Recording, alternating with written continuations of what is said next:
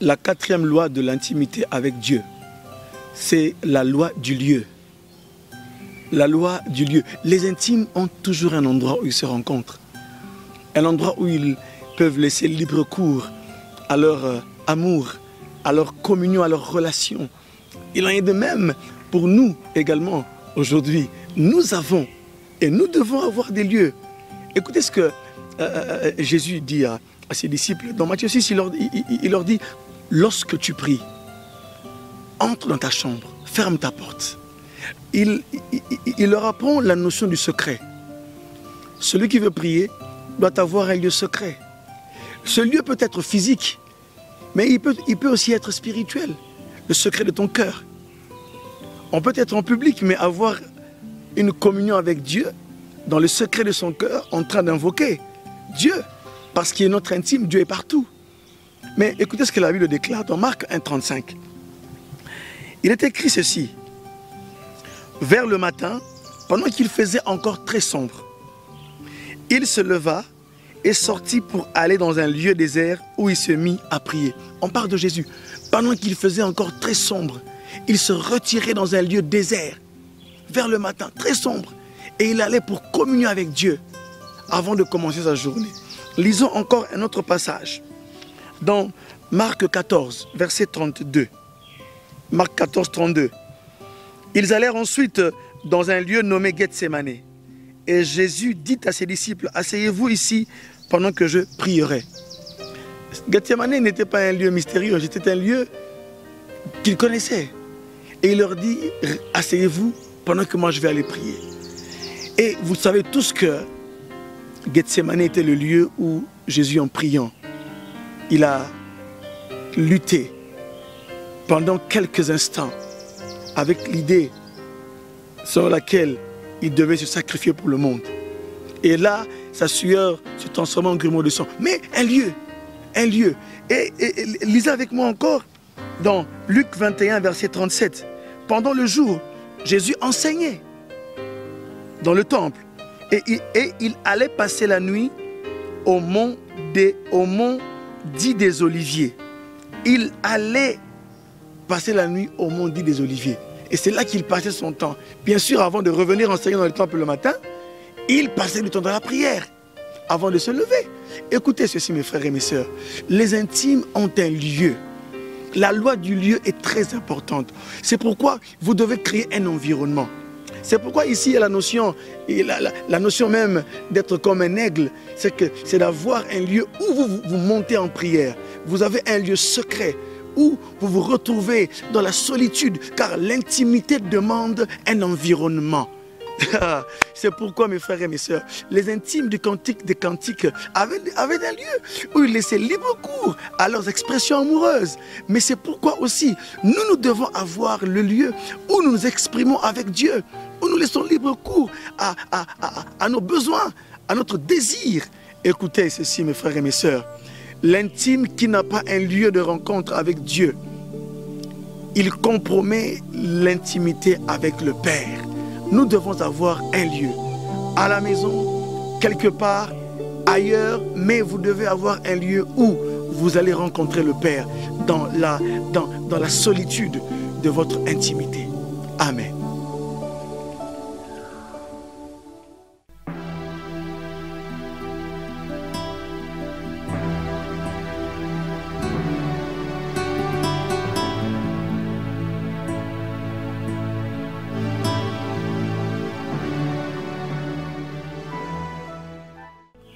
La cinquième loi. La cinquième loi, c'est la loi du temps. Les intimes ont besoin du temps. J'insiste. Les intimes ont besoin du temps. Mes frères et mes sœurs, on ne peut vivre une bonne communion avec Dieu. On ne peut pas vivre une bonne communion avec Dieu si nous n'intégrons pas la notion que nous sommes appelés à passer du temps avec Dieu. Et l'une des façons de passer du temps avec Dieu, c'est dans la prière, dans la lecture de sa parole, dans la contemplation, dans l'adoration. Nous passons du temps avec Dieu. Écoutez ce que Dieu va dire à Moïse dans Exode chapitre 24, verset 12. Il dit à Moïse, il est écrit ceci. L'Éternel dit à Moïse, monte vers moi sur la montagne et reste là. Monte vers moi sur la montagne et reste là. Je te donnerai des tables de pierre, la loi et le commandement que j'ai écrit pour les enseigner.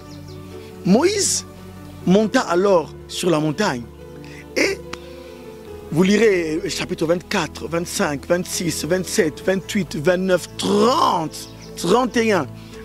Dieu est avec Moïse en train de l'instruire sur le plan du tabernacle, les vêtements sacerdotaux, la composition de l'huile d'onction, la composition du parfum.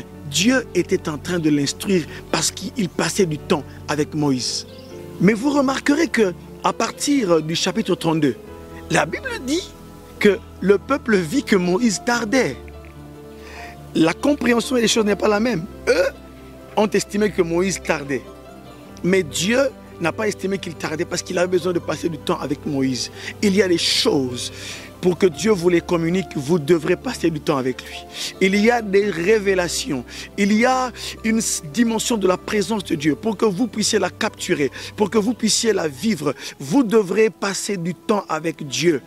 Nous sommes dans un monde où tout va vite. Nous sommes dans un monde où l'information circule vite. Nous sommes dans un temps de vitesse. Mais qui sont les intimes qui vont passer du temps avec le Père, qui vont arrêter leur montre, qui vont fermer leur portable et qui vont dire, Seigneur, nous te voulons toi. Nous ne voulons pas seulement l'argent, nous ne voulons pas seulement les biens matériels, nous ne voulons pas seulement l'élévation, nous ne voulons pas, mais nous voulons toi. Celui qui veut passer du temps avec Dieu, recherche Dieu, il veut exprimer son cœur, il veut de Dieu, il veut plus de Dieu, je dirais cela, il veut plus de Dieu dans sa vie.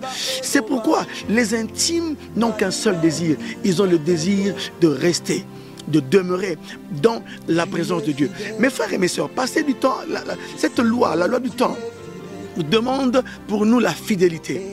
Que nous soyons fidèles dans nos horaires de prière. Cette loi requiert également que nous puissions avoir la patience d'être là dans la présence du Père. Dieu a même fixé des temps pour les offrandes, le matin et le soir, parce qu'il voulait que le peuple soit un peuple fidèle, qu'il respecte des horaires. Aujourd'hui, mes frères, avoir un horaire n'est pas désuet. Ce n'est pas l'ancienne mode, mais c'est au contraire la mode des intimes. Il sait que maintenant, je dois arrêter avec mes amis, arrêter la télé, parce que j'ai rendez-vous avec le Père, mon intime. Amen.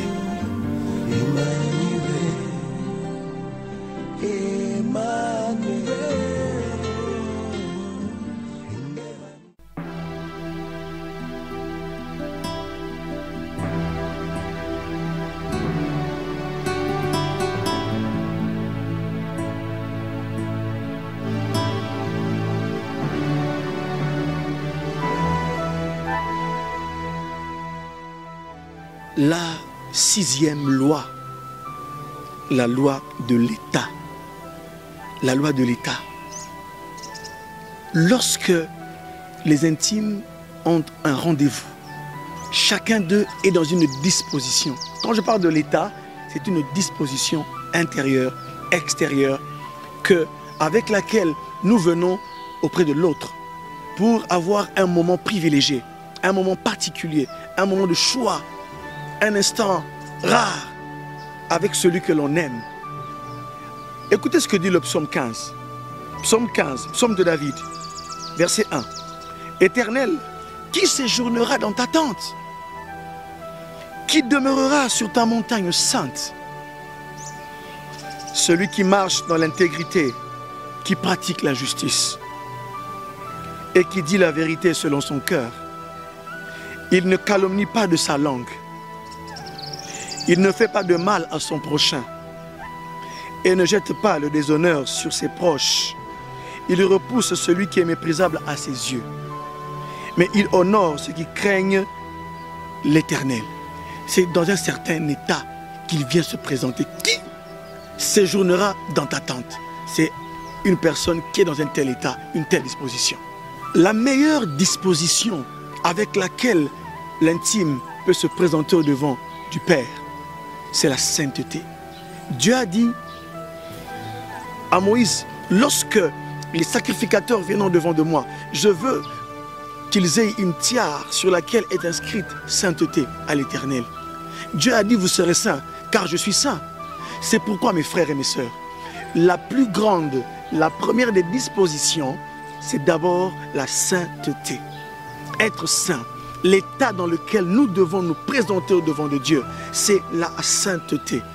Car Dieu, celui devant qui nous passons du temps, il est saint. Et la Bible dit que Dieu n'exauce pas les pécheurs. On ne peut pas se présenter dans la présence de Dieu avec des péchés.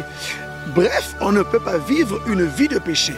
On ne se sanctifie pas seulement pour la prière, pour l'instant de prier, mais on se sanctifie toute sa vie parce que Dieu habite en nous, il est en nous. Et mes frères et mes sœurs, vous devez savoir que chaque intime, quand il s'approche de l'autre, il est dans un certain état.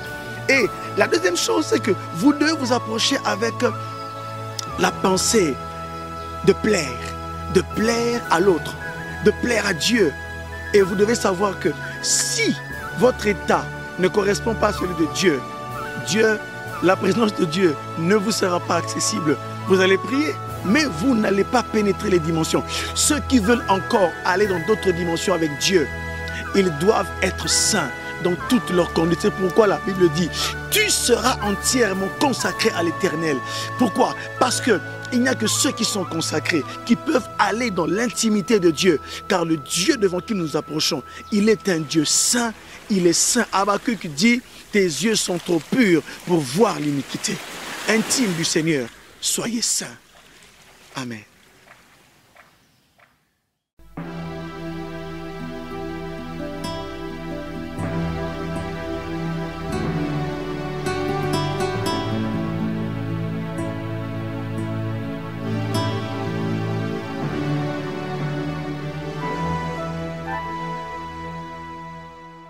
La 7e loi, la loi de l'offrande. L'intimité implique et nécessite des dons, ou même un don. Ceux qui s'aiment se font des cadeaux. Ça, c'est connu. Et nous, qui aimons le Seigneur, nous avons des dons à lui faire. Le plus grand des dons que nous faisons à Dieu, c'est notre vie.